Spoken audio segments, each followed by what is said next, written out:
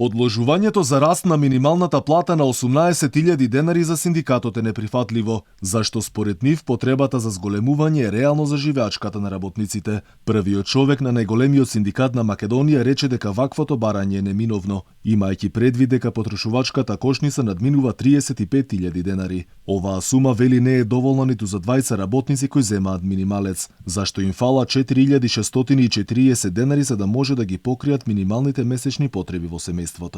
Минималната плата да изнесува 60% од просечната плата, која во моментот изнесува 28.640 денара, или во бројка ние што го бараме, минималната плата да биде 18.000 денара во делот за законските измени во Законот за работни односи недела неработен ден, каде што предвидува 90% од работниците, тоест 92% од работниците да не работат тој ден и да се посветат на своите фамилии, а останатите 8% кои ќе работат во денот недела, ќе имаат зголемена дневница за минимум 50%. Очекувањата и на владата и на работодавачите се дека заради енергетската криза, првите 3 месеци од годинава ќе бидат најтешките досега зашто треба да се почека со зголемување на минималецот. Синдикатите алармираат дека условите на пазарот биле крајно лоши и работниците не може да чекаат. Министерот за економија пак рече дека минималната плата годинава ќе растела и за тоа немало дискусија, но вели дека растот немало да се случи веднаш како што претходно се очекуваше.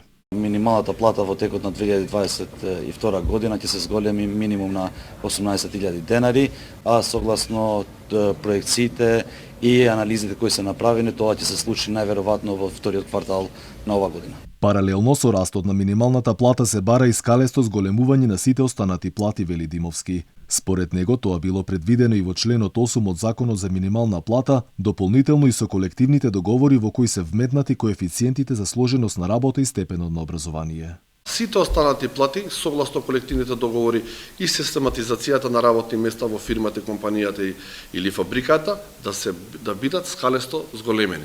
Затоа сметаме дека и во јавниот сектор мора да се доуреди воопштиот колективен договор за јавен сектор, да се вметне правото за сите работници, посебно во јавниот сектор, да го користат правото на регрес или К15. И додека ставовите на ССМ и владата се разминуваат, останува неизвестно кога минималецот ќе порасне на 300 евра, сега или најрано во април. Инаку синдикатот веќе в понеделник ќе седне на иста маса со владата и ќе разговараат за раст на платите К15 во јавниот сектор, како и непочитувањето на недела како неработен ден. Иако работите не мрднат од мртва точка, синдикалците најавуваат генерален штрајк.